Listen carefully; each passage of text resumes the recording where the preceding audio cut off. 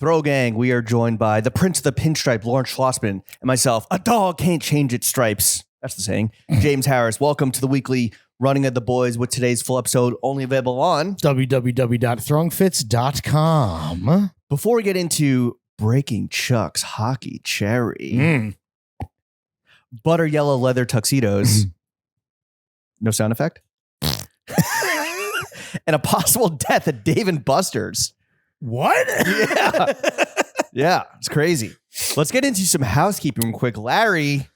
The Throwing Fits Best in Class work shirt returns one more time in a professional pinstripe, James. That's right. We are wearing them if you paid for video. And if you did pay for video, then you will have early access for the Thursday release on Substack. Otherwise, we are releasing these on Friday for Gen Pop. Will sizes be sold out? Probably. If the past is any indicator, yes. Yeah. These are $185 as always because we are the cloth purveyors of the people. That's true. These put the work in work shirt. Wage slaves got to stay paid. From the boardroom to the barn. Had to explain that one this morning. I thought it was just a typo. Yeah. No, I think it perfectly illustrates in pun formage the juxtaposition here. It's our classic work shirt silhouette. You know, it's hardworking, soft as baby shit. Yeah. But we dressed it up. We put lipstick on this pig. Yeah. This one, though, if you got your hands on the rosewood joint that we released in December, that is truly easy, breezy, beautiful. This one, I think, is a slightly beefier. Yes. Perfect for those air conditioned offices that are always fucking stuck at 62 for some reason. Those cool spring days, those chilly summer nights. Yeah, dude. Perfect layering. Absolutely. Perfect for layering. The cropped, the fact that if you own this, you can attest to this. If you don't own this, take our word and the thousands of people who bought them, they can't be wrong. This is the perfect cropped straight hem that you could ever want in terms of wearing it with all of your long and or short outerwear. Yeah. It works with everything. The techs out south, per usual, the goddamn motherfucking boys hit the Swatch barn and for some inspo. But as usual, we never just take like a swatch from the library. No. We always take them as a jumping off point and then develop some shit into some new shit, some never before seen shit, some innovative, futuristic, ideative shit. Iterative, did you say? Yeah. Customization. In this case, we hit a bit of a snafu. Yeah, both. Snag in the Loom. But your boys pivoted. We are nothing but nimble, quick on our feet like motherfucking pussycats. I didn't expect to be called a pussy by my co-host today. Sorry. Tell us about the snafu. Okay, so here's the snafu, right? These actually were meant to accompany the red joint back in December, but the snag that we hit, we developed a textile. We liked the swatch, but when it came in sample form, we're just like, yo, for some reason, the swatch doesn't translate into shirt. Yeah. What are we going to fucking do? Some aspects of the fabric we liked. It had this kind of like, it's very hard to tell in photos, but on body, when it hits skin, you'll see there's kind of like a slubby, like nappy, almost like intentional pilling to it. It's fire. Which gives it some depth, some texture, some hand feel. It had like the weight that we wanted, but we just had like it just wasn't working. The swatch was cool, but to James's point, when it was blown up and we saw it on the shirt, we're like, yeah, this doesn't work anymore. Yeah, so we had to send it. We had to hit the pivot button and eject. We over dyed them. Yeah. By the homies in India, we hand over dyed each and every single one of them into this like dark charcoal flavor. But also because they have this like kind of grid pattern running through it with, we believe, rayon. Yeah. Kind of like a shirt is like a micro check, right? The shirt is 60% cotton, 40% viscose, which is a fancy name for rayon, which, to be clear, makes the shirt more breathable. It makes it drape better. It makes it super cozy. Yeah. I think the blend you guys gives are it really structure. like. Yeah. So it kind of had this like micro check earlier, but the horizontal, I don't know if that's warp or weave or weft, picked up the dye, but the vertical didn't. And so we were left with this honestly fucking gas pinstripe pattern.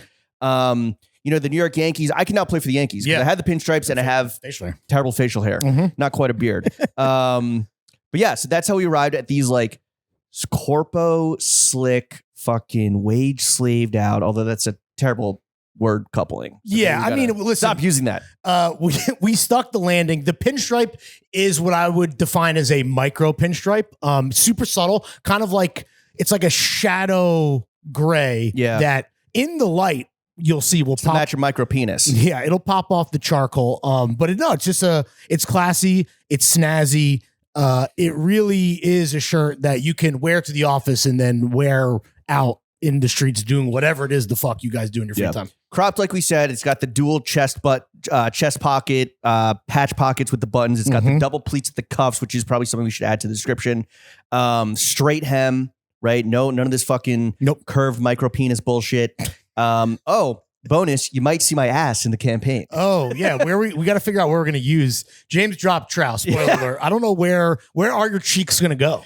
I don't know. On grid, cheeks on grid, baby. You could definitely put cheeks on Substack, but you might not be able to put cheeks on IG. I don't want to get shadow banned just to show off your butt. Yeah, maybe just on personal. Yo, sex sells though. Maybe just on personal. Anyway, can I say the most striking thing physically about you when I looked at that picture of your ass was you have gigantic quads. Oh, really? Or maybe it's because my quads I have such chicken legs, quad, calf, whatever, that like yours are normal. I was just like, I couldn't even focus on your ass. I was looking at your quads. Fire. Or your hamstrings. We haven't made selects yet, but I might need some, I might need some cheek Botox. Some cheek Botox? I don't know if it's just like my age, but I have like under cheek wrinkles. You need the substance. I do. I need the butt stints. Anyway, like we said, 185. Great fucking deal, per usual, from the goddamn motherfucking boys. We just want to get good shirting out in the world. We're not going to price this shit as it could be at 400, 350, 450, whatever. Yeah. I mean, as per usual, everything we do, 3 to 4 seasons, depending on how hot or cool you run. I wore this out on Saturday night. Oh, no. Little date night or with the boys?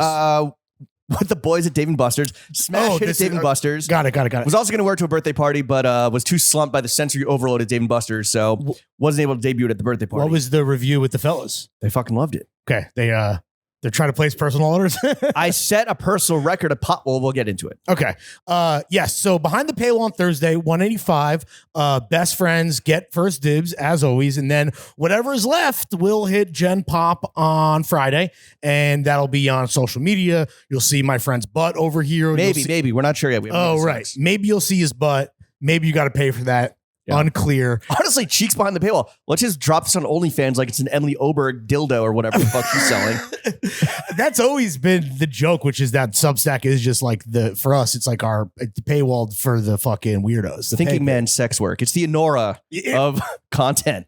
Yeah. I'd like to start this pod with a land acknowledgement for all sex workers. Like I'm Sean Baker. Shout out to sex workers. Shout out the fucking mic workers. Shout out the swatchmen. Shout out you, the customer. We'll see you on Thursday and or Friday. And look, at this point, again, it's just like the proof is in the pudding. We don't really have to sell it that much. So let's get into a fit check, Lawrence. Yeah. Okay, cool. What did I wear with my Throwing Fits pinstripe work shirt? I wore the Row loafers. The socks are threadies. I kind of wanted to do, this is what I loved about this shirt. It kind of inspired me to do my own little like high-low kind of like corpo workwear thing. So with the Row loafers, which are like office ready, and the thready socks, I have on vintage Carhartt double knees. The belt is Emily Dawn Long, Maximum Henry. The pleaser is the waffle knit tank from Cortez, the centerpiece in my thermal/waffle knit blog post. Check that out. Great blog post. Thank you so much. Check that out if you haven't already. I know a lot of you listen, some of you read, but if you didn't know, we are publishing content that you can consume with your eye holes. Yeah, great blog. What's your writing process like? You just fucking sit down and just fart it all out? Yeah, I don't know. Sometimes it depends. Sometimes there'll be like a loose outline that I've like as thoughts kind of pop into my head, like, fucking watching Zood, and I'm like, oh, there's Timothy and Beautiful Boy like doing the fucking thermal t-shirt. What is that called when you do a short sleeve t-shirt over a long sleeve t-shirt? Is that like, is there a term for that? Oh, the long sleeve short sleeve. And I'm like, boom. Eddie Vedder. Yeah. Yeah, dude. That is the Billy life, Joel Armstrong. The life of a Larry trend is celebrity wore it, Larry likey. Whoa, first of all, Larry buys 6. Larry ask for 7. I mean, it's a character. It's not like It's not like Timmy sniped on the street outside the chateau. Huh? Austin Butts. Also from a set of a new movie that he's coming out. It's coming out called Been Caught Stealing. So both of those are character choices. Okay. Also, the Austin Butler fit, it's an Easter egg that's like modeled after a Brad Pitt fit that he wore with hanging out with Jennifer Aniston, like referencing it one for one. Wow. I don't know why. Shout out fucking Aronofsky for that one. Clocked it. My process is, taking notes. Maybe there's going to be a rough outline. And then, kind of just, that one was easy because it was kind of like, here's been my personal journey with waffle knit thermals over the past, whatever it was, almost 2 years. So I can't believe the fucking chronological. I can't believe the herb that you outed for wanting to wear the Supreme Bones camo thermal was you. No, it wasn't. That's a real person that we know. I can tell you. You're not a real person. No, Larry is not real. No, I don't know. That's funny that it read that way. That was more a story that was relayed to me when I was doing a little bit You're of like, this fucking idiot got flamed by his wife for wanting to wear this shit, and then you wear it. Well, that's what I was saying. I was inspired. What's funny about that is that person, we were with that person wearing that many moons ago. I think when they probably first came out last year. We were at the Ace Hotel getting drinks. Something ring a bell? Okay. Anyway, yeah, you were there. You saw that person wear that. Person who almost died in Paris. There you go. Yep. That's a HIPAA violation. Not if it's in Europe. Yeah, I guess you're right. Wow, nailed it. But what's funny though is that I did call my own shot. I expected to eventually wear the Jack Skellington Supreme thermal on pod and get flamed. Reddit just hated it off the strength or lack thereof, I guess, of just a little fucking cheeky bathroom selfie. They are being, well, how does it feel? How does it feel? Yeah. You don't want my life. Yeah, I will say, like, I'm not getting dressed for Reddit, so like it doesn't feel good, but I'm also not taking it to heart. I will say being called a 40-year-old alcoholic with no aura sucks. That sucks. Outside of that, I'm pretty good. I mean, damn, what documentary is this? Yeah, as we've said before, the Reddit, we have lost complete control of what is now the 17th biggest podcast Reddit with all the MFA refugees. So yeah, I was keeping up with it. Don't get me wrong. Oh, of course you were. As a narcissist, I had no choice but to. But Jen and I like the hate. Jen and I were laughing about it. But yeah, thanks guys for ripping shit off my stories and putting it on Reddit for me to get fucking dragged. They also ripped it off your wife's story. Well, I guess you reposted. Yeah, for sure. If your wife tags you, is that an auto repost? No, honestly, she's great. She'll like, if she has taken a bunch of pics, she'll be like, which ones do you like? Oh, wow. And then, modern love, ladies and gentlemen. And then to your point, I think that if it's a thing that I'm like, oh, we look great, we look awesome. Like, I'll be like, can you tag me in this? And I'll repost it. I'll ask, closed mouth doesn't get fed, my friend. Cool. Yeah. Anyway, so that's very cool. That's what's happening in both my personal life and the greater waffle knit zeitgeist. What's the shirt? The shirt is the Throwing Fits pinstripe work shirt in charcoal with a gray shadow micro pinstripe. Very tasty. Yeah, keep going. Sorry. The hat is Options from Austin, a great vintage store. They make hats. They send me a hat. Did you just dress it yourself? No, so it's funny, right? I normally would have been completely opposed to not like someone just like wore this in distress, but like a pre-distressed, I think is the term. I literally saw a kid wearing this at one of our events and I wanted to go up to him and be like, yo, what is that? It's a cool logo, right? Yeah. Triple O. Then they reached out to me over DM and they're like, yo, you want some? Larry already has like 6. I'm like, I'm good. Well, I definitely don't have 6. I have 2, but you have more. I don't, but the pre-distress, that's like your new shit now? Well, it's funny because I had to go along with your thermals. I had it kind of dirtbag mode. I had it on ice and I don't know. I guess like I've been pilled like by osmosis or not like even, I'm not even like super aware of it until like I wanted to wear this hat. But I guess a couple guys I follow either have like shredded dad caps or like pre-distressed Balenci ones that like to me like look good. Nope. So I'm working in the pre-distressed hat from Options Austin. Thank you to our friends in Tejas. Rolly's on the wrist, wedding ring is on the fingy, wifey's on the pinky, chrome is on the other hand. The shades are Cutler and Gross. The hydro flask is full of the Lower East Side's finest. And James, what are you wearing today?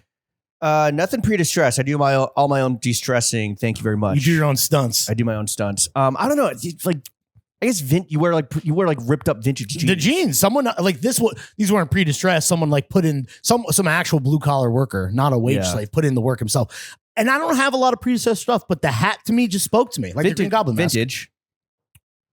None of my vintage Silver tabs with like the blown out knees and shit. But again, pre-distressed to me is a new thing. By another man. Nah, but to me, pre-distressed has to be fellas. A new thing. Fellas. Is it? Is it? Yes. I think wearing pre-distressed vintage is you're buying it for the distressed look. Right, but isn't that in terms of like a scale, right? Isn't that I guess if it's binary, which, distress is fluid. If it's binary, it falls on the pre-distressed, but it being a spectrum, it's certainly close to a new item that's been pre-distressed, where somebody has like a little fucking ring. Yeah, that's what I'm saying. That's like to me, that's like a whole different ball game. One that I don't think it's a different ball game. Same game, different innings. Possibly. And right now I'm in the stretch and I am reaching for the pre-distressed hat. Again, thank you to our friends at Options. Yes, sir. All right. I'm wearing Our Legacy Camions. The socks are Nike. The jeans are vintage, non-distressed 501s, although originally size 36, shrunk down to 32. This is funny. I'm the same. Like I have gotten vintage 501s that have been like 36, 38. Are you self-conscious about the patch saying that? No. I'm pulling those bitches off, dude. Really? I'm busting out the razor. I am fucking ripping thread, dog. You need to learn how to love yourself in so many different ways. Maybe. It's funny because that is a bit, I believe that's on Seinfeld, where Jerry gets busted adjusting. He has like finally goes from like 32 to 33. Lord Schlossman and Jerry Seinfeld, so much in common. No. Well, first of all, again, this is the character, not the man. He was the fourth highest. Oh my God. He was why is it called my mom? I don't know. He was the fourth highest paid actor of 2024. For what? If you include endorsements and like syndication. For that one. And TV. Pop-Tart movie. I was going to say, that's got to be it, right? Pop-Tart movie, fucking Israeli lobbyists. Yeah, true. Fucking middlemanning missiles over there. He's doing all those morale gigs for the IDF, Yeah, he's a sponsorship with Remy Ma 1738. Is it Remy Ma? No, it's Hennessy 1738. The 1738 is Remy Boys 1738. It's Fetty Wap. It's Monty. Because it's named after Remy Martin. Yeah, the actual drink. Yes, exactly. The actual drink is 1738 and Fetty Wap and Monty named themselves after the Remy Martin cognac. Remy Boys. Yeah. Bangers. That was going viral on TikTok and I like ran back all like the top Fetty Wap songs. Damn, dude. Kind of tragic. Oh, dude, he was in jail and now he's super broke. Lost an eye. He came out the game with one eye. Came into the game with one eye. That's right. He also, he didn't. Yeah. He lost it through like some like conjunctivitis like disease as a kid. And then he was in a fucking serious like ATV accident. For sure. But I'm just saying when Trap Queen hit, right. He was already eyeless. He already had only one eye left. Vision. Super sad. Yeah, he's been locked up for a long time. Maybe he's out now. To answer your question, no, I don't rip off the if someone looks at me and like, is that guy really a 38? Like, first of all, I would love to be considered a 38. More cushion for the pushing, as you'll see on Substack, maybe. Although my ass is looking very big boy spring. My ass is looking very like withered. Saggy? Wrinkled. I gotta get back in the gym. Peptides. The undershirt is Our Legace Workshop, a red boy. Mm-hmm. This shit is rare. Very old. Mm-hmm. Caught this when you were still wearing ALD crochet shirts, bro. ALD crochet shirts? Yeah. Did I ever wear one of those? Knits with the nips. Huh. I don't know if I had an ALD crochet shirt. Your gabagool core. Maybe a cardigan. When you're going mad on Mulberry. The shirt is Throwing Fits pinstripe work shirt. This might be the first work shirt that I would wear without an undershirt. Like it's just like a true button up. I mean, it is really fucking comfortable. Yeah. I mean, not that the others aren't. This one, to your point, this might be the first that I would tuck in. Well, my favorite Throwing Fits product is always just the latest one to drop. Let's be honest. I mean, you and me both, bro. Yeah. The boxers available for sale. The boxers are Hanes, which by the way, if we do run that photo of me cheeks out, you can see Hanes. We got to blur that out. They got to pay for that. Oh, good point. I didn't think about that. I guess I was more focused on, again, your hindquarters than necessarily what was pooling around your ankles. I didn't even mention, bro, I'm wearing Skims today, dude. Nice. Shout out fucking Kim. What's your jacket? You forgot your jacket. You can say it. No? No. Okay. No, I don't even. You gave her just the pinstripes. I don't even know what you're talking. It is a balmy 32 out. I don't know what you're talking about. My jacket is sunflower, cropped bubble, puffa, but with the cropped work shirt, it works perfectly. Yeah. And the sunglasses are vintage Versace, sipping on Topo Chico and a clean canteen of the Lower East Side's finest. What's the opposite of ASMR? What's shit that is terrible to hear? I don't know. That's what that was. Larry Solo. Can I just make one final point about this shirt before we move on? Yeah. There is, and I probably said this before, and when we came up with this shirt, I was so fucking happy because nothing bothers me more than having like an outfit idea in my head and it features a cropped jacket. It could be anything. It could be a fucking trucker, could be a Detroit, could be the jacket I didn't wear today, some leather thing. And I fucking hate it when there's a shirt that I want to wear and I have to tuck it in. I don't have the option of letting it hang because the tails are going to peek out. And I don't care if that ever is a thing that some cool guy like Austin Butler, Timothy Chalamet does. I fucking hate it. Cool guys. Yeah, some cool, hot, young twink does. And I just can't get on board. And creating these shirts where that is never going to fucking happen has been like, I think the best thing that we have ever done. Especially as like jackets get more and more cropped, and like outerwear gets more cropped, which we're going to talk about. I'm not mad at some kind of like reverse layering, call it within reason, but I'm not like Rocky did it at his Ray-Ban party where he was interviewed by multiple outlets. He did like the cropped leather jacket over like the big double-breasted blazer. Yeah, and that was like, all right, whatever. You're a rock star, right? You can fucking do it. That was a look straight from the runway too. He styled it exactly with the leather jacket over. Yeah. So, and you're seeing more and more of that, but like to have like the hem, it looks like a fucking butt wipe tee. Yep. When it's just peeking out from underneath the outerwear. Never could be me. So kudos to us. Yeah. All right. Fit check, drink check, complete. Lawrence, let's talk boys only. Let's talk boys. Yeah. Let's talk about the fellas. I had myself a little fucking boys night out with our son. I want to hear about this. Had to treat the boy to, because he's on a few sports group chats that I'm on, and he's never been to a hockey game. Crazy. And he just like, I'm the only proponent of like hockey on the group chats. Really? No one is into it? Like you're at your level? No, definitely not. And at this point, they're just like being, like, oh, fuck hockey. It's fucking right wing, whatever. Did the Four Nations fucking thing that kind of convinced Chuck. Okay. So he was talking about that. So I was like, yo, Chuck, we got to hit a Rangers game sometime. Fortunately, the MSG plug has absconded.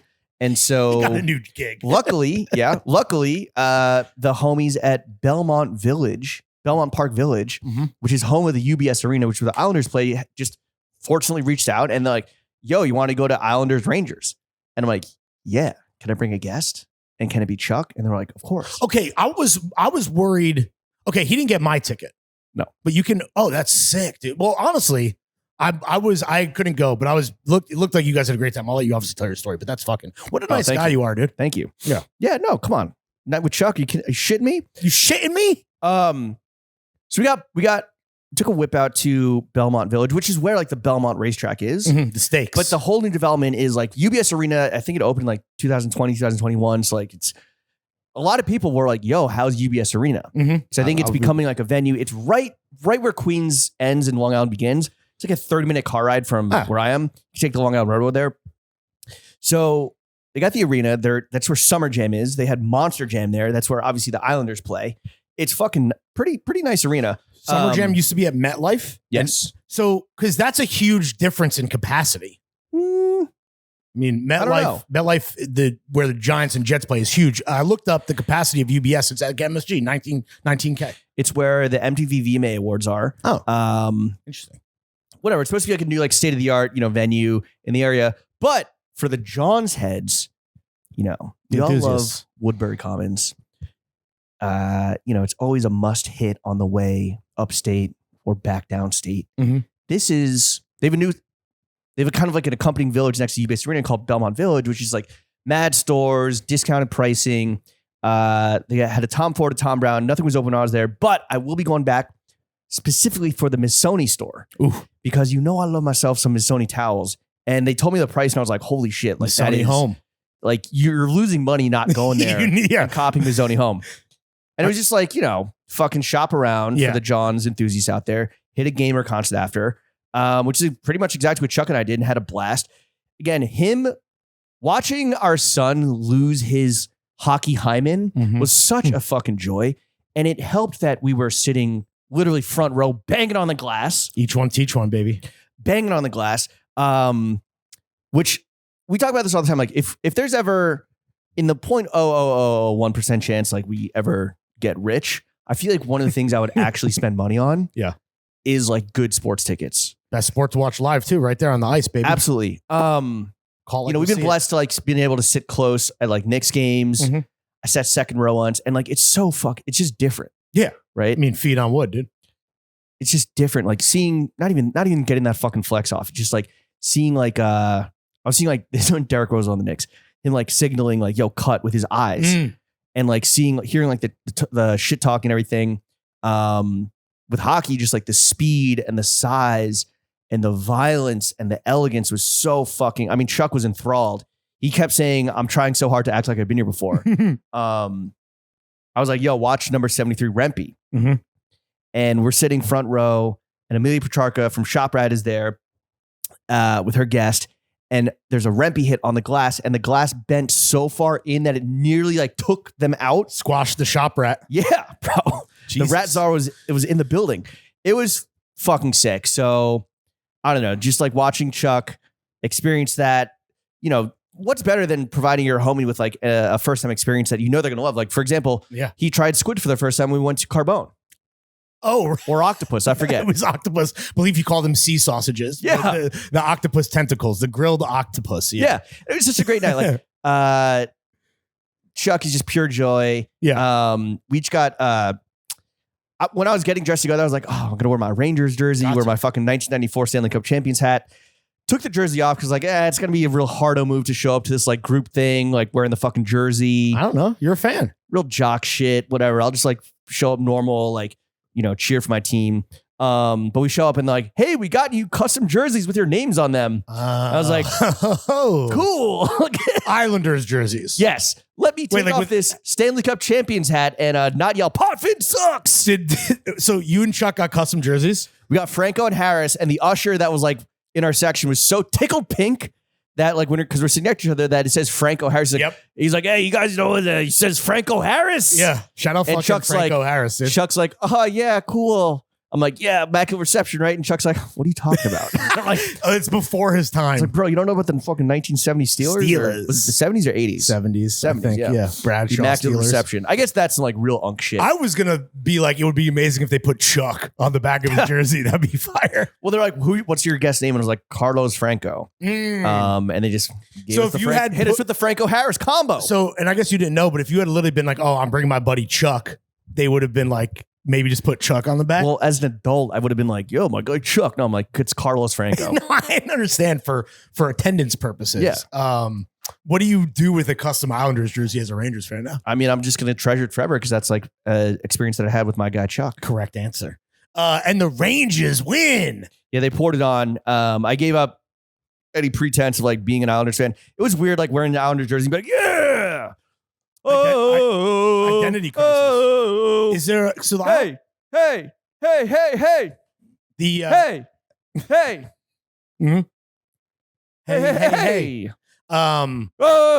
Yeah. Was this the first game post Potvin sucks? Was it the first game since Four Nations? Four Nations? I'm not sure for the Rangers. I think that I don't know. I think Kreider was sitting probably because he was like pooped from the Four Nations. I don't know. Great to see a win. So is Chuck a Rangers fan now? Did you convert him? He's definitely a hockey convert. Shout out the Blue Shirts. I guess he'd be a Coyotes fan because he's from. First of all, the Coyotes don't exist anymore. They don't? No. Damn. What'd they become? The Kraken? No, they moved. I believe they the league owns the team. It's a year. They're off. They're off right now. There's no roster, I believe. So is it the it's a Utah Hockey Club? Yeah. Yeah. Yeah, dude. I don't know if that was like because Gretzky was he the coach or he was an owner? Like that was a whole. Well, they were the Winnipeg Jets. Yeah, which then the Winnipeg Jets are back again, and they're the best team in the league. With the keeper from the best American keeper like of all time. What's his face? He was in the Four Nations shootout or whatever. What was that called? Four Nations shootout. Four Nations. Four Nations. Damn. So now that's kind of crazy that his bar has been set. I know. So high, dude. Yeah, but hockey's great to watch from any level. Anyway, that was my night out with Chuck. Rolled out the red carpet. Speaking of which, The Larry. Oscars. What? Hollywood's biggest night. Hollywood's biggest night.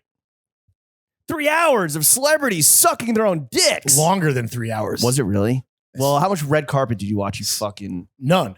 Because Okay. that's what I could just get that on Twitter and like from every group chat just firing off fucking Timmy Fifth. Well, I was waiting to see how hard the group chats were going to go with red carpet shit. Really, the only text or really the only fit that kind of like made any waves was you sent one.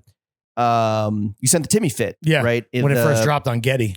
When it first dropped, and I was surprised, Lawrence, because you're such a fucking Yeah. himmy himbo that a himmy ho. Yeah, not the best night for Timothy, unfortunately. It's fine. You texted the photo of the electric yellow. Is that butter. electric? It's like a. It's like so. I was trying to make a meme with like the piss chart. This is like well hydrated piss. Like keep. Really? This Well, is like- hydrated piss is clear, dude. If you let me, it's a scale. Okay. So from like this is a 3. At 8, you should like go to the hospital. Like you're gonna die. At 8's like green. 8's like the kind of like with that Topo Chico packaging. Yeah. The But lime topo. Timmy's like border. You're good, and then like drink some water. Okay. So he's a 3 from 4 to 6 or 4. Yeah, 4 to 6. It's like drink up. 7, like yo, drink now. 8 is like seek immediate medical attention. Right. So Timmy's a 3. Not a team player. You texted. You said, "Oh no," Yeah. and I said, "Gas." With the custom chrome boots. That remember we were like, "Oh, are they? Did he get chrome boots?" These are the custom chrome cowboy boots. I have no with the issue. fleur-de-lis on the toe. No issue with the boots. Boots are great. No issue also with the crazy next level big brain maneuver of wearing leather jeans to the Oscars. Love that. Not Yeah. mad at that. Though no belt with belt loops.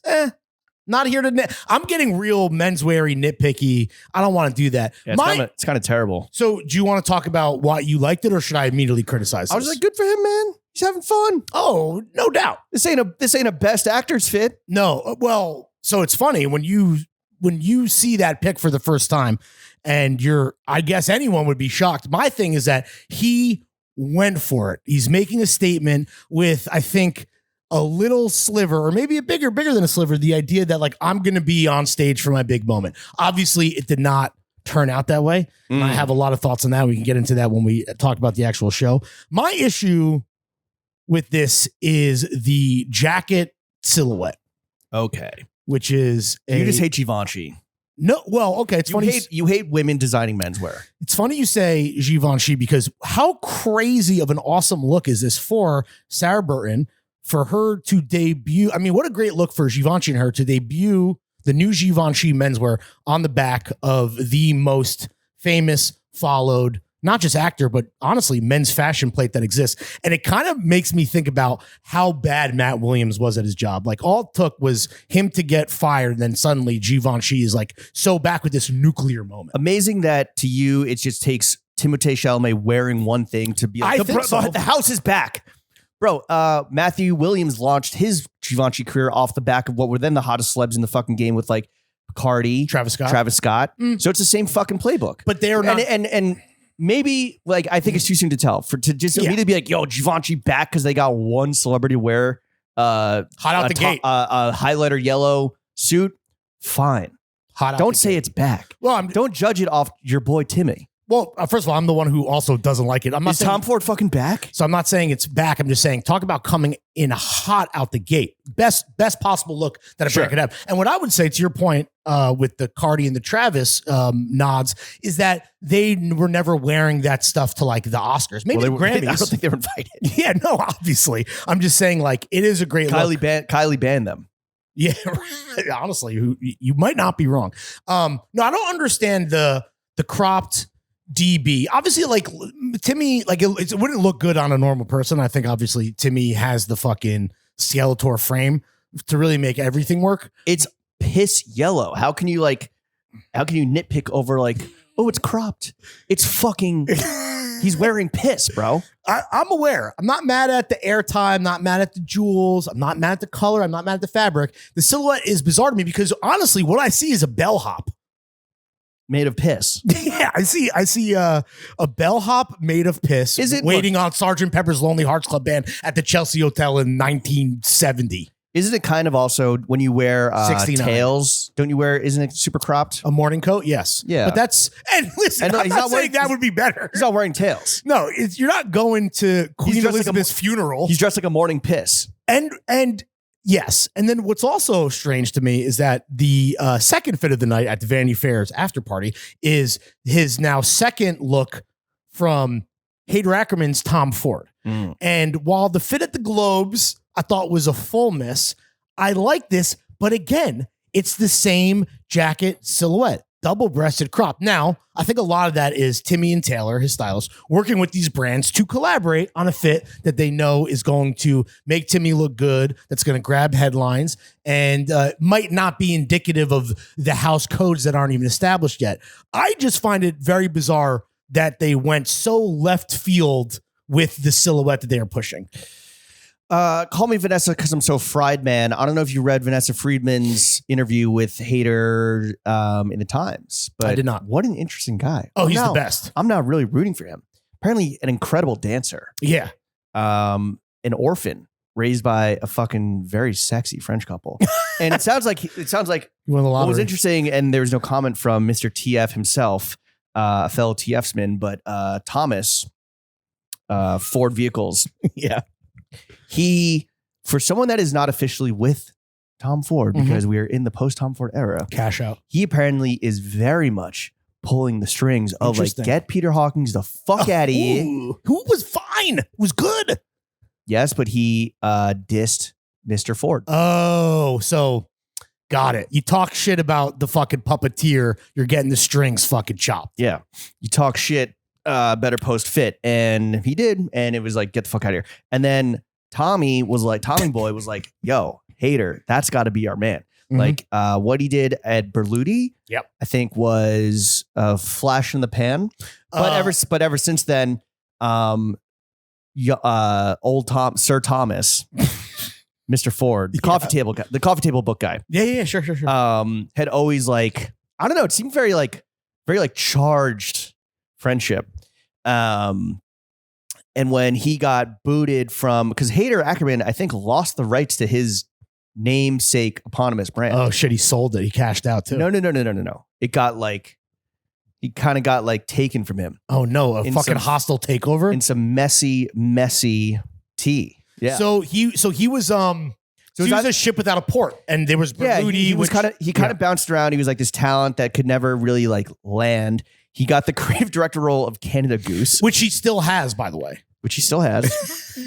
Either when he lost that's a check. When he lost Berluti or lost Hader Ackerman, Karl Lagerfeld was the first person to write him a very long letter, and then Tom Ford was number 2. And so he and Tiffy Boy. Yeah, are you reading the Wikipedia? Wow, Karl Lagerfeld had he called him his ideal successor at Chanel when Karl was still alive, and then also. Oh, I guess some other people have called him the new Yves Saint Laurent. Not Karl. I thought Karl had said that, but anyway. So we're going to talk about Yves Saint Laurent later. So it seems like Hader kind of has this like, hi Hader, obsession with Tom Ford actually himself. And he's like, you know, in the show that whatever's happening, I guess like this month in a week or two, he's like a lot of Easter eggs that literally only Tom Ford is going to be able to like. Is that pandering?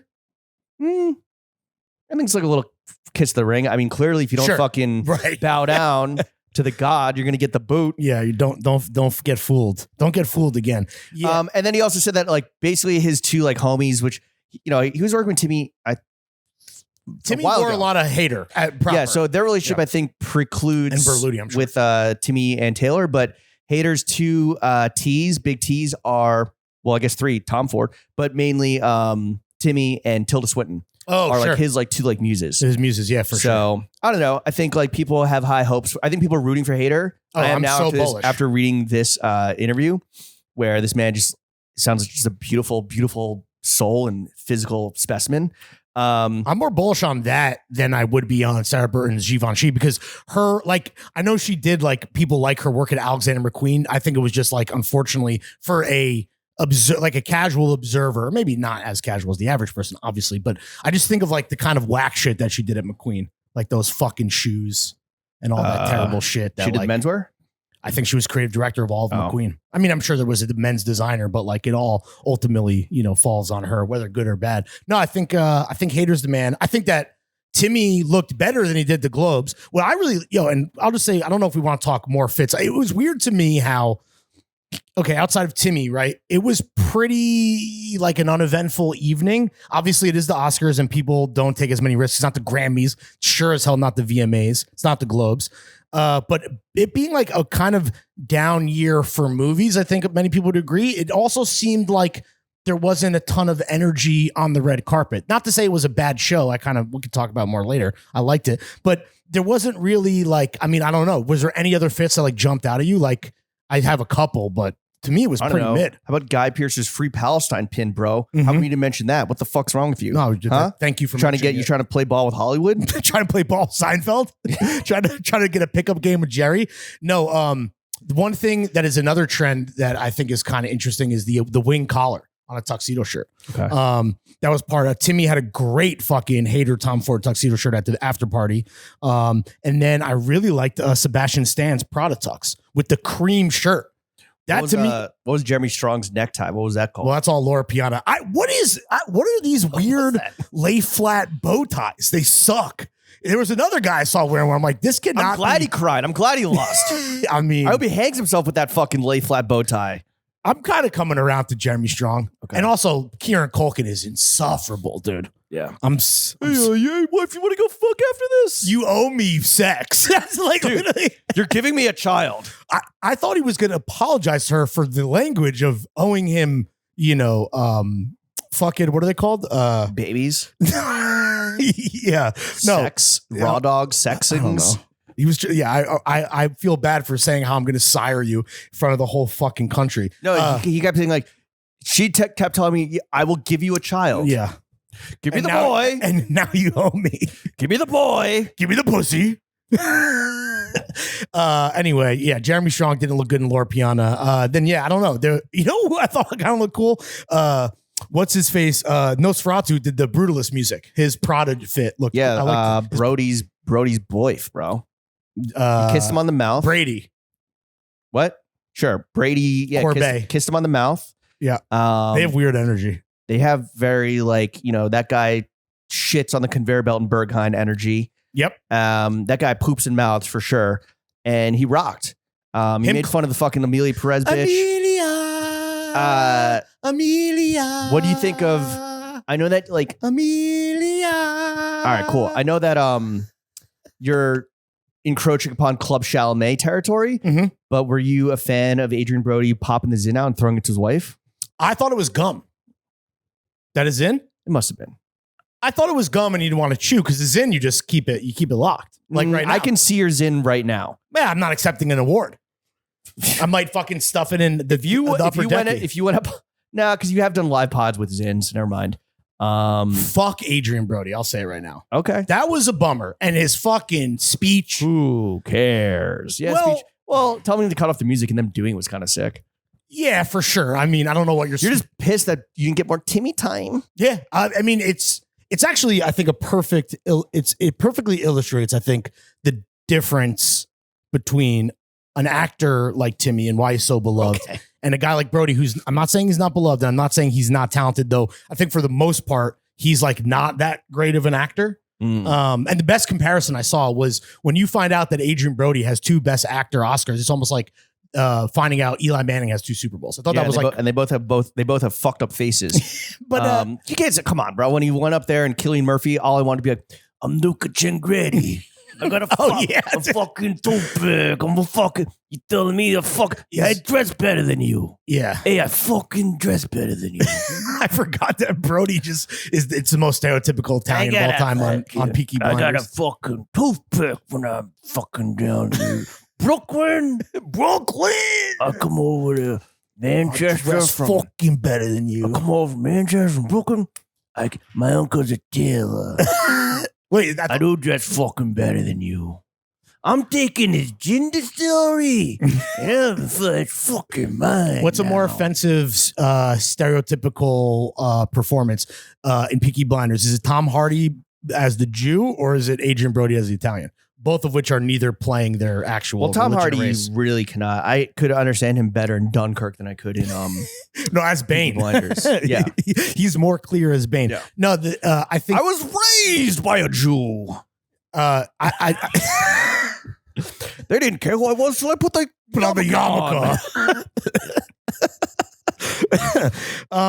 I don't. Yeah, the Adrian Brody speech was gross. molded by the. No, go. You can do it. Nah, No, keep the bit going, dude. Let's riff it out. I was molded by the cheapness. I was wondering where you're gonna go. Okay, yeah. Damn, what's a good? Why would you shoot a man before you throw him out of a plane, but a Jew? Why would you tip a man for giving you average service? Brody winning an award. Will it hurt for Jew? For Jews. Brody winning a. Will it hurt if I take the mask off? Carcetti. Oh yeah, for sure. You shout out the people's mayor, Carcetti, dude. Littlefinger. Now we're just naming roles that guys have done. No, Brody winning the Oscar for the same role in a movie that I think was incredibly overrated.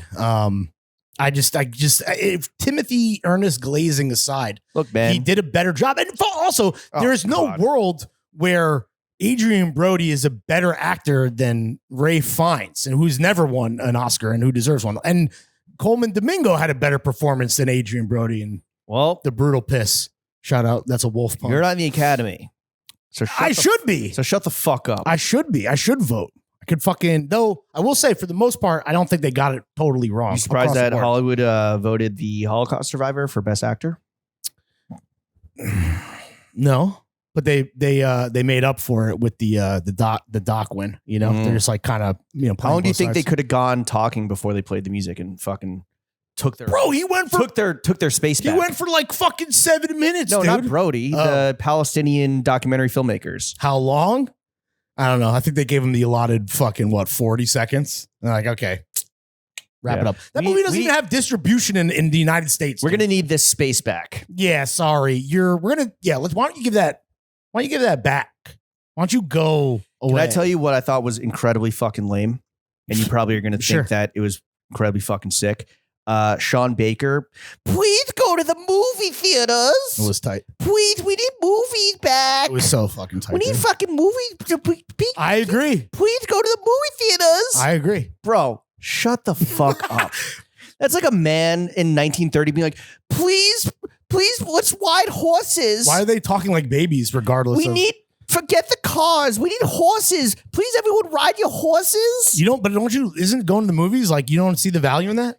Yeah, but it's like, oh, my fucking helicopter needs premium. My helicopter needs premium fuel. He's an independent filmmaker. I don't think Sean Baker's rolling in the dough. I need to pay for my Twitter premium so I can keep following IDF babes and wibs of TikTok. He does follow IDF babes. Me and Joey Seinfeld. Crazy. Me and Joey Seinfeld. You need to keep following wibs of TikTok and IDF babes. You would think that the Amelia Perez fucking George Floyd tweets would have everyone on their P's and Q's to clean up the feed, the following, the favorites. To use your Oscar win platform and moment to be like, please go to the movie theaters. First of all, 4 platforms, 4 moments. Sure. Motherfuckers have been saying this and tweeting this for 4 years now since COVID, right? Yeah. We're beating the drum. You're fucking, it's like going up to me like, yo, everyone, please, VHS tapes. Like, remember to rent your VHS tapes. It's just like, just get with the times. Did you see Nora in theaters? Yes. Great. So then what's the problem? So I went to a fucking movie. I saw a movie at Angelica earlier that day. Amazing. So thank you. Why use that time to like plead a case that either like one, pointless. It's like we are where we are. The technology's coming. It's like, oh, rock and roll's the devil. Rock and roll's don't listen to rock and roll. Wait, it's also just like you think it's a pointless case to make? I think it's accurate. When people don't, I think it's also there's probably more important. Like where's the Free Palestine? I guess you're not going to get that from Sean Baker. No, where was like, well, it depends on if they got babes. There was like a Free Palestine pin. There was a Slava Ukraine from Daryl Hannah, and I'm not saying like if you're going to use your moment to like strike up a cause, like okay, talk about the easiest fucking cause to champion, right? When you're at the biggest, most like lucrative room in the fucking world, please go to the movies. Yeah, we really need your money. Well, I don't know if I don't think he's delivering that to the audience in the room because they all agree. I think he's delivering that to people at home. No, he's delivering that to the streaming executives that are striking distribution deals that are like simultaneous streaming release and theatrical release. You get 1 week in theaters. Or you get 1 week in theaters. Yeah, 1 weekend. Yo, just fucking take that, bro. Be happy. Okay, you made an order for $6 million. You made an order for $6 million. Okay, The Substance was released on Mubi. Well, first of all, what? Mubi has a pretty decent track record. Okay, what else? It just, I believe they have Decision to Leave. They have our friend Alex Russell's new movie, Lurker, coming out. Bro, why aren't you seeing this shit in theaters, you fucking bootlicker? I did see The Substance. Please see this in theaters, Wowie. I did. I did see The Substance in theaters. All right, good. So I'm just like, what's the point of, it just seems like a very pointless case to make. Like at this point in time, like I'm either going to decide to watch, what did I watch? I watch Conclave at home. Same. Or I'm going to go see Nora in theaters. Same. It's just whatever's convenient.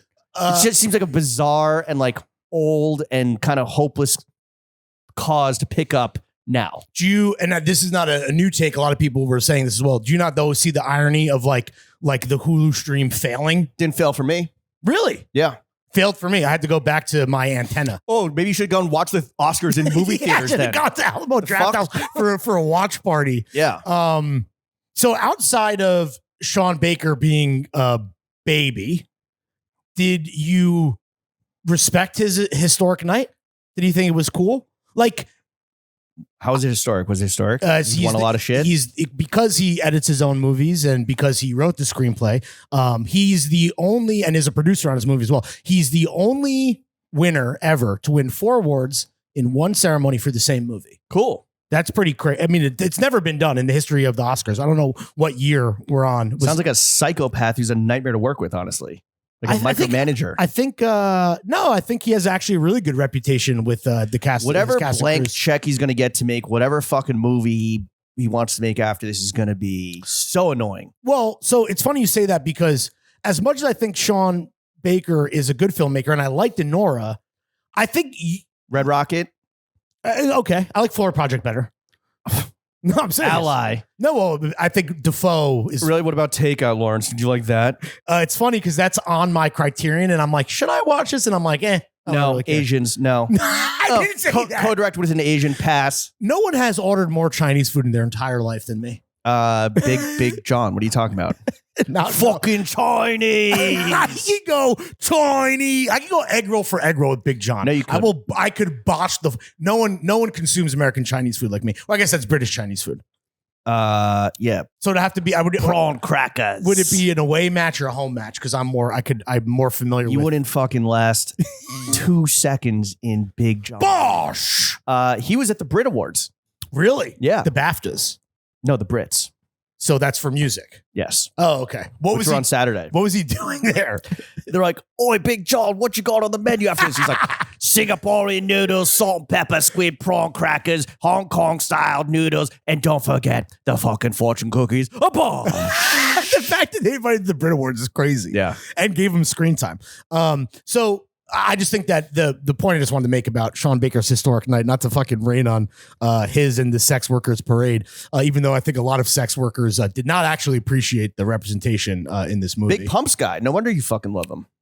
No, is he really a Big Pumps guy? Yeah.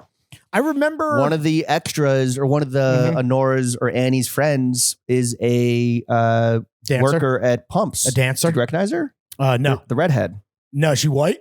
Yeah. Yeah, no, I wouldn't know. Oh, okay. So my thinking there is that congrats to Sean Baker. I think Honora's a good movie. I don't think the Academy got it wrong, though they obviously fucked up some other awards. I just think that it's indicative, the basically clean sweep, winning 5 out of 6 awards they were nominated for, kind of proves how weak the slate was, I think, for the most part. Yeah. Obviously, we can't agree on Complete challengers. Unknown suck dick. Dune 2 is fantastic. Dune 2 is fire. Oh, I saw a great take that I think I'm really excited for, is that basically Dune 2 and Dune kind of coming up pretty empty-handed. People are drawing a real interesting comparison to Lord of the Rings, which the first 2 movies, The Fellowship and The Twin Towers, they kind of bombed, I guess you could say, at the Oscars, and then it was Return of the King fucking went psycho mode. So I'm excited to see Dune Messiah. and see how that does, because I can't imagine that's not going to be spectacular. But it'll be interesting to see if Dune can finally get its flowers from these fucking nerds that like.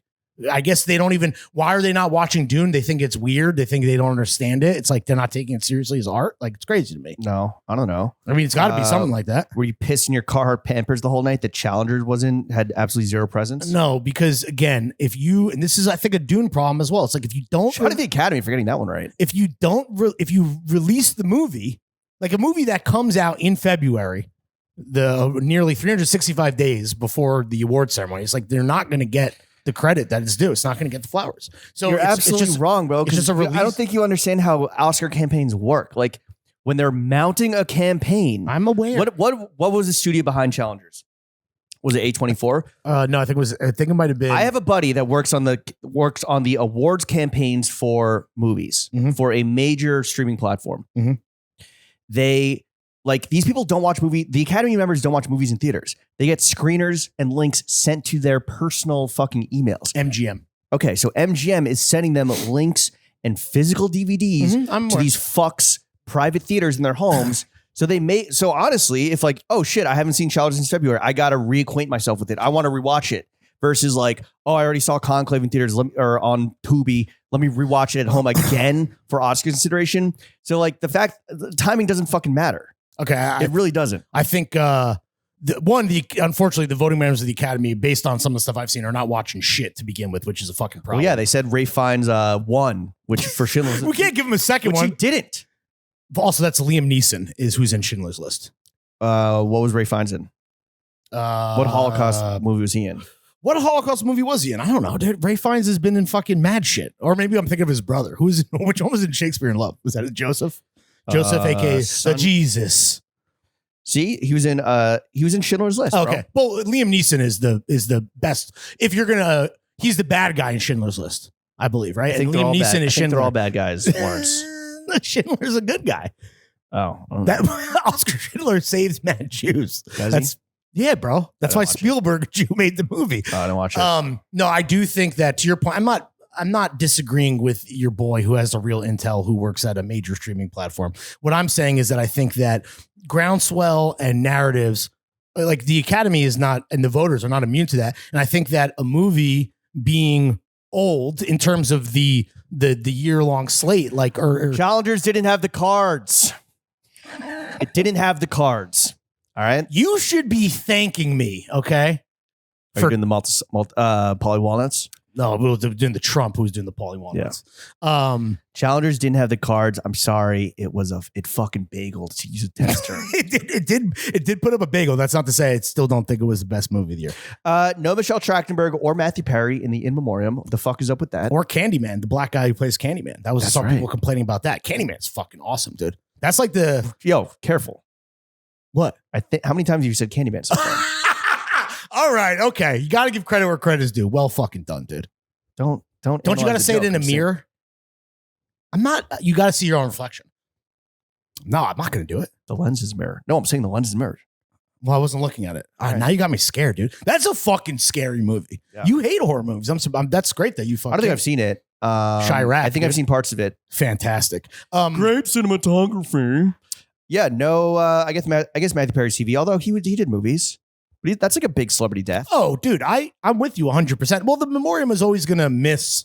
First of all, what was the fucking music, dude? That was so scary. Yeah, it was like the Imperial Army death. Yeah, I was gonna say like that's the shit that is played like when they're introducing like fucking legions of villains on like whatever bad Dune planet. A good guy was Conan. I'd like to see more of. He was very subdued.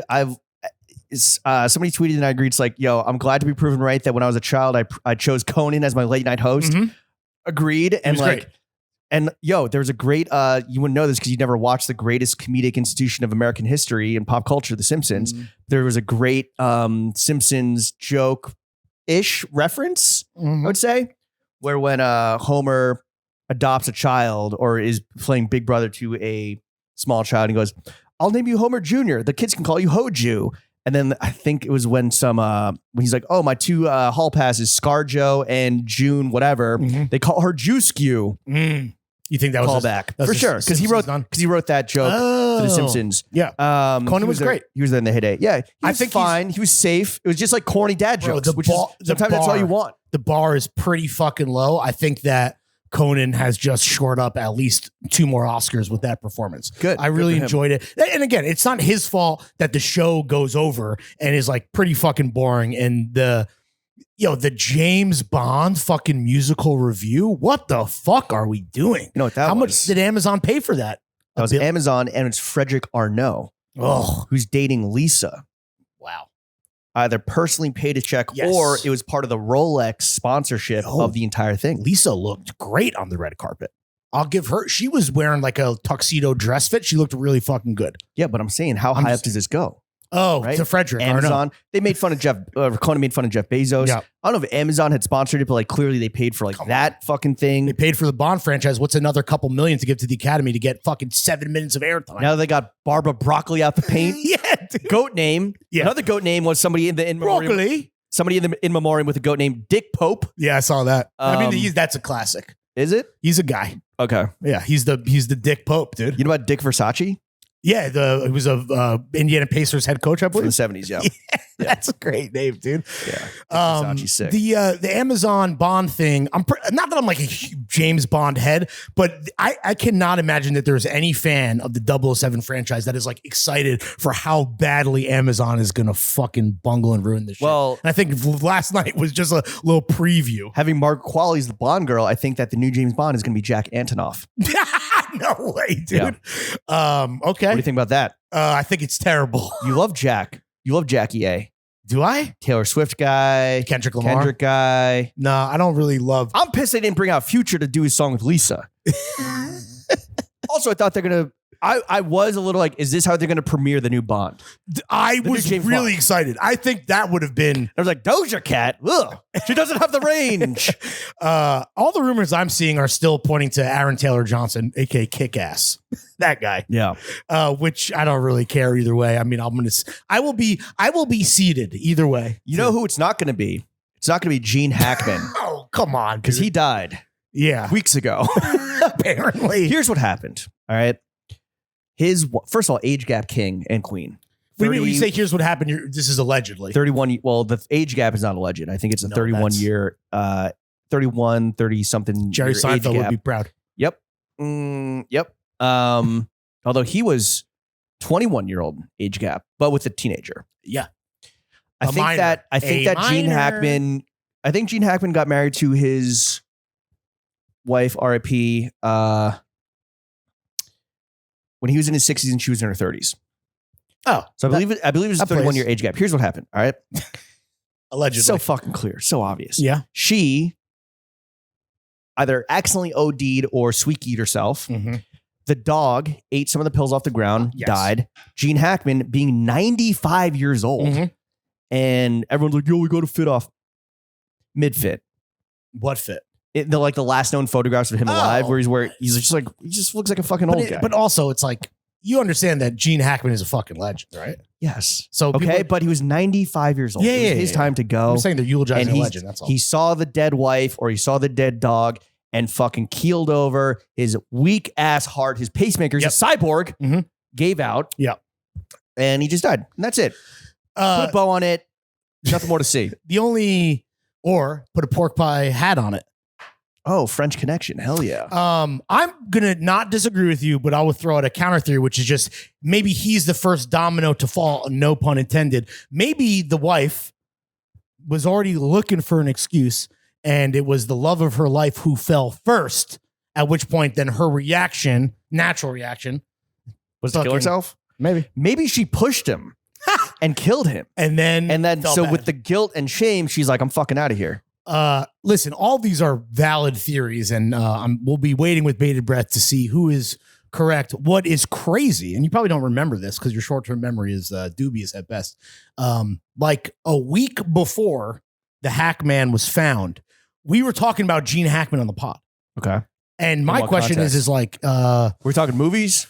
No, I don't know why you brought it up, and then we were joking about like, I think I was watching Enema of the State. Oh. Well, there you go. What was Hackman was on the mind, and then you threw to me, and it was just girl, is your man named Gene? Because he's a hack, man. You know, and we put out the vibes. No wonder I didn't remember it. We put out the. It was a terrible joke. You threw to me to say the joke. Anyway, you know what's not a mysterious death? The woman actually. What is a mysterious death is the person I saw possibly die at Dave & Buster's over the weekend in Times Square, which there was a murder.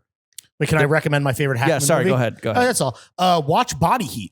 Watch Body Heat on Tubi now. Or don't do that. Go live life and go to Dave & Buster's in Times fucking Square. Thrills, chills, spills. You might die either via stabbing, which happened a few years ago, and the guy was just recently convicted, because I tried to look up the death that I witnessed over the weekend on Google, just like went to recent news. This guy was convicted. But, bro, I don't know if it's because, remember Chef used to work with Dave & Buster's? Yeah. In the post-Chef D&B world, it has gone to fucking hell in a handbasket. It took me, D&B fell off 20 minutes to get a Diet Coke. What? This guy was the poor bar. Yo, if you're ever going to get severed, if anyone's ever going to get severed and deserves to be severed and just like separate their innie work self from their outie personal life, it is the bartenders at Dave & Buster's. Again, you never watched The Simpsons, so you wouldn't get this joke. But when they go to Itchy and Scratchy Land and they go to the Adults Island, and it's like, it's New Year's every 10 minutes. It's New Year's Eve. Homer and Marge like, so the bartender like, wow, you must love it here. It's New Year's Eve every fucking 10 minutes. Like, fucking kill me. Yeah. That's how I feel for these guys. I mean, Jesus Christ, what a thankless gig. Just like shaking up horrendous drinks. This woman was screaming at them because like they couldn't get enough whipped cream going in her like pink Cosmo. Ew. Yeah. Just get along on ST like a normal person. It took me and my boy, he was ordering a beer, and I was like, yo, can you give me a Diet Coke? It took him about 10, 15 minutes to get the beer. It took another 10 minutes for me to get my Diet Coke. I was like, there's no... It's all right there. It's right there. It's in the gun. This is why you need the tubes, dude, so you don't have to go back. Well, I will credit to them. The default beer size is 22 ounces. Hell yeah. And they do frosted mugs. Woo. When they do it right. So the trick is... It just takes time. The trick is you don't Good things take time, people. The trick is you don't go to the arcade bar. You go to the restaurant bar. Yeah. You order there, and then you bring your drink back to the arcade. We're going mobile. Here's a fun fact about me, Lawrence. I'm fucking sick at Pop-A-Shot. Wait, did the women die yet? Oh, not yet. Okay. Let's talk about my skills at Pop-A-Shot. My real is that your game? That's your game of choice? Yeah. Oh, this is a fun. I would have. I like the quarters, like the knocking over the towers, like Osama. Gambling. Yeah, except you win like Star Wars cards. What? You don't get money? You get credits. You get tickets. Yeah. I would love to know, what is everyone's like? Okay, you're at D&B. What's the first thing you're going to? You're not a video gamer? Not really. I'm going Time Crisis all day. Sick. Yeah. And you're going Pop-A-Shot. Going Pop-A-Shot. It's where the cool kids, it's where the preteens hang out. It's where the yo, chill out, Jerry Seinfeld. It's where the teens are vaping. This one kid had like XXX Tentacion hair, like half gray. I mean, like, half it was gray, and then he had like gigantic pants on and some fucking like cool like punk rock belt, and he was nice. And then I fucking was wet, pause, with the preteens, pause, and he's like, yo, bonus time. I didn't know that I had like exceeded the amount to get bonus time. So just to give context, my two boys, they did it. Their scores were like 21 and like 27, 62. Wow. Do you have like a system where it's like it's rhythm? It's rhythm. You don't, but you know how there's certain people that like they feed themselves, like it's like you create like an efficient circular. That's what Pop-A-Shot is.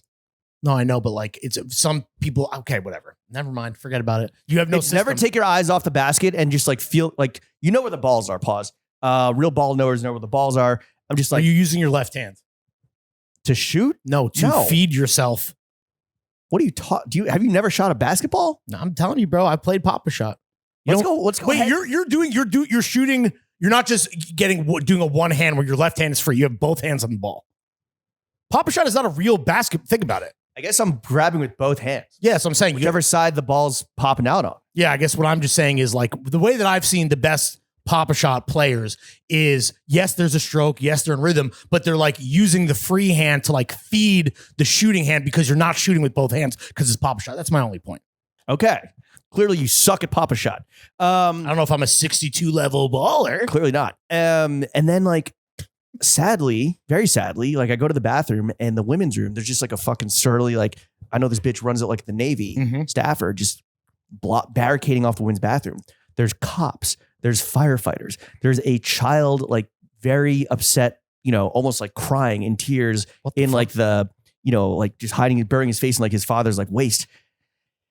I don't know if this woman died or what, but my friends had seen this woman that was like so drunk. She was like on the floor and like spilling cash. And yeah, I think she's got too fucking lit off the LITs. Do you think she Hackmaned herself in the bathroom? I don't know. Maybe. No, I think just it was a straight booze play.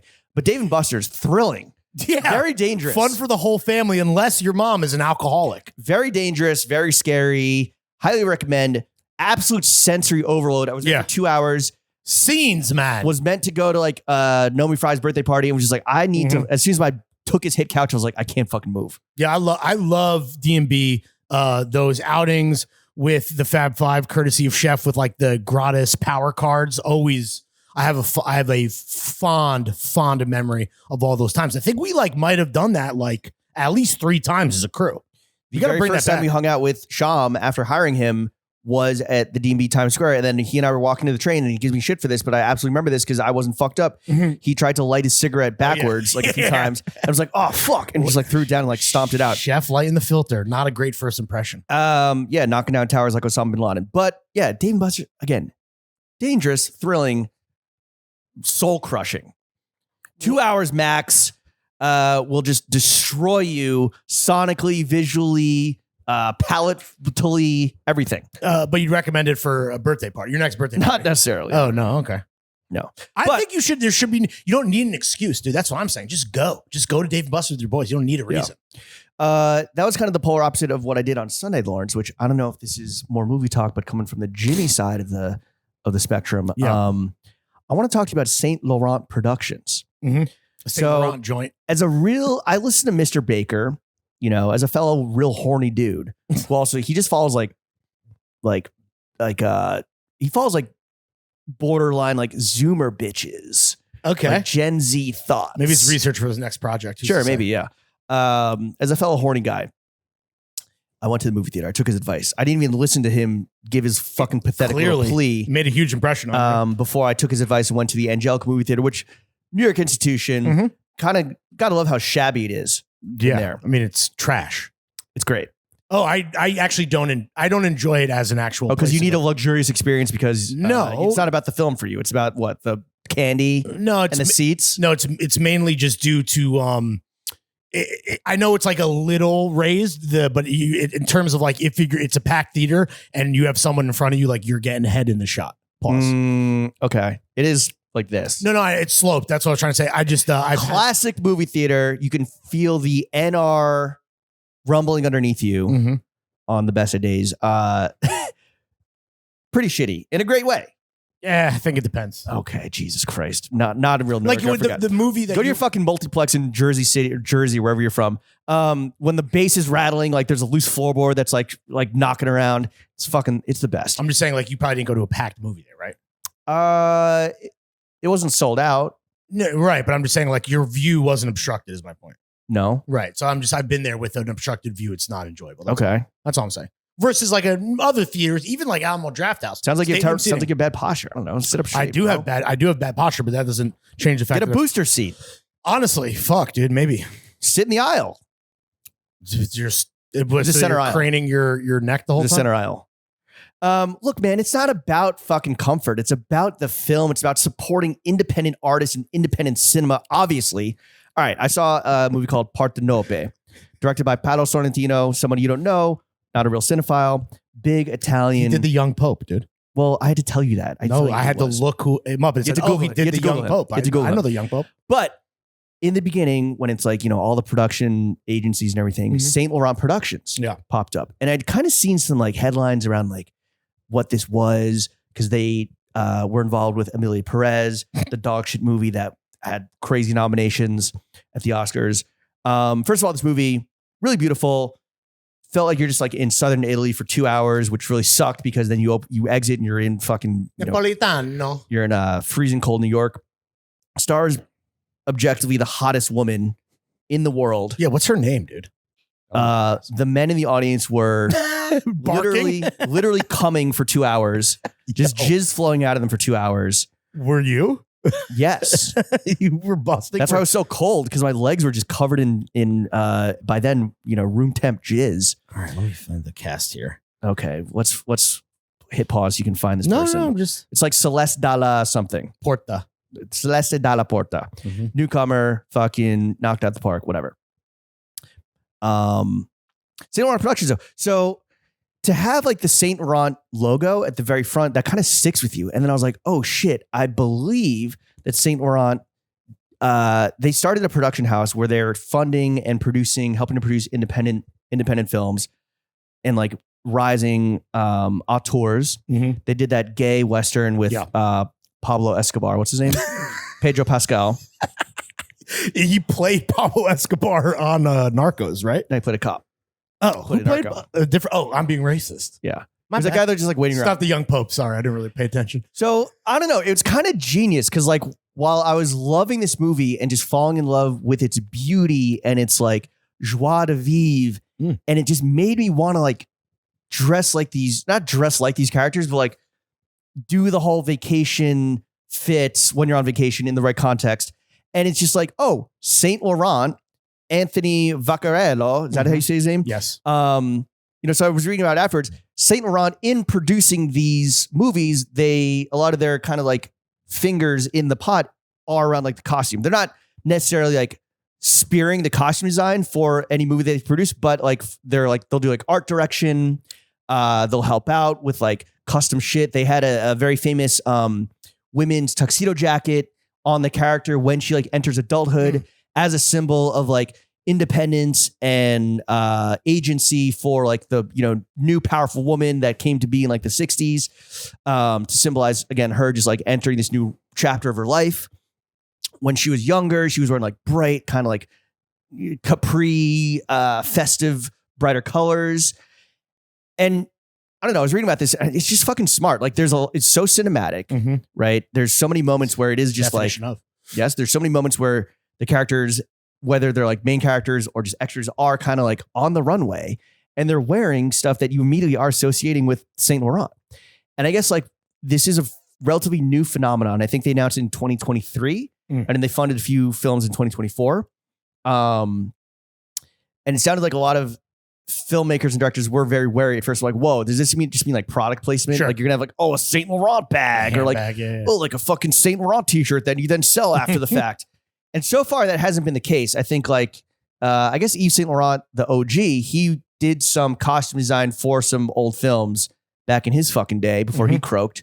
But I don't know. It's very, I think it's just like really smart, really interesting, and a great kind of way to just seamlessly meld two worlds of like visual creatives. And it's fun. I don't know. It just made a lot of sense. So it's just like, I just want to hear your thoughts on it as like some guy that, I don't know, maybe thinks that like movies shouldn't be fucking tarnished or tainted by the commercial values or instincts or, of a third party. I mean, my favorite movie of the year, the costume designer was one Jonathan Anderson. That's right. And then I think, I told you, like that t-shirt became a whole fucking thing. So I think that's actually the wrong way to do it. Where it's like have a little viral costume moment and then like profit off it after the fact. Oh, I see what you're saying. Yeah, I mean, listen, I think either way, whether or not there's like a cheeky bottom line attached to it or like a shop, buy the look, shop now, whatever. I think it is just super effective world building and like a good kind of marketing because it is based in like an artistic pursuit. I would love to know what kind of consultation Vaccarello did on Emilia Perez. It sounds like they did a lot of like, it sounds like they were very involved because like, especially knowing that, a Vaccarello joint. Saint Laurent has kept silent throughout the whole like Emilia Perez. As they should. Brouhaha. But yeah, so I guess like, look, if you attach yourself to a fucking piece of shit, like, that's going to bite you in the ass. For sure. I think it's a cool way to spend money. I mean, these brand like wait. Who's spending money? Saint Laurent. Saint Laurent. Yeah. I think it's and it's free advertising. No, for sure. I just think that like, I think it's a worthwhile, I mean, as a cinema lover, I think it's a worthwhile pursuit of like, a brand like Saint Laurent who's making money hand over fist, like investing it into like worthwhile art versus like, I don't know, paying another celebrity ambassador or doing a destination show that's not going to even remotely affect our lives. It's cool to be like, oh, they like funded this awesome, beautiful Italian movie that you were happy to see in the Angelica Theater. It sounds like it could very kind of get perverted pretty quickly. Like Zoe Saldana, the star of Amelia Perez, or one of the stars, is also now like a Saint Laurent ambassador. So it's like, okay, business. Like it's almost like a little too obvious. Yeah. Versus like again, kind of this like, fun little art house Italian movie that will make some splash in the US again, just mainly just for having the hottest actors of all time that's gonna make you bust your pants for 2 hours. Just a stream of cum. Not like a river. Clamor. Just a flowing fucking neap tide of jism. I gotta look her up now. This is a big cosign, dude. From Horny Jim. He's working with their fucking boys, Cronenberg, Jim Jarmusch. Oh, that's right. You mentioned that they're going to produce the Shrouds. Yeah, whatever the fuck that is. Well, I think it's an allegory for his dead wife. Cronenberg's wife died. Okay. Maybe like 2 years ago, a year ago. Oh, wow. How Gene Hackman of him. Via suicide? Damn. No. I think she had like cancer. It's just an interesting thing. And I think Saint Laurent, so hot right now, right? Yeah. For sure. With the big shoulder, with the sexy suiting, with the big power shoulders, with Rocky, with the pinstripes. I want a fucking pinstripe suit bad now. I want to say mainly from like husbands. Just seeing what they're doing, which, New York Trunk Show coming soon. Was anyone even rocking? Like, was any A-lister rocking YSL at the Oscars? No, right? I thought I saw some like fucking I don't know C team guy. But it's like that guy. I really don't think the Oscars. I Rocky. really don't think the Oscars are a good like barometer of like the fashion world. Really? I really don't think so. It's red carpet. It's fucking pay for play. It's what ambassadorships are already in place. Prada fucks heavily with, obviously because of Goldblum and like some of these other guys. And then, weirdly, really like almost must blow a huge portion of their budget, but Armani. They love getting on like Brody was wearing Armani and he didn't even look particularly striking, but it's, I guess maybe you're right. Maybe it is like from the menswear side of things. Zoe Saldana, Zoe Kravitz, Hailey Bieber. So Saldana is the big moment then, but no men's. I meant menswear, obviously. Oh, well, menswear isn't real. I mean, half the categories are ultimately, for the boys. Yeah, and it's all fucking Latvian nerds that like drew a fucking some animations, the acting bullshit. Categories, but. Anyway, this has been another episode of The Only Podcast Matters. So the shirts drop in 2 days if you're on Substack. Yeah. Which I guess if you're listening to this, you either are a Substacker or you're a YouTube subscriber that's listening to this weeks after they sold out. Thanks for nothing. Or, you know what? I'm not even going to address Gen Pop because you're not going to hear this until these have been sold out. Pick them up. The pinstripes, baby. Yep. Winners in pinstripes. Go Yankees. This has been another episode of The Only Podcast Matters. Chef, take us out.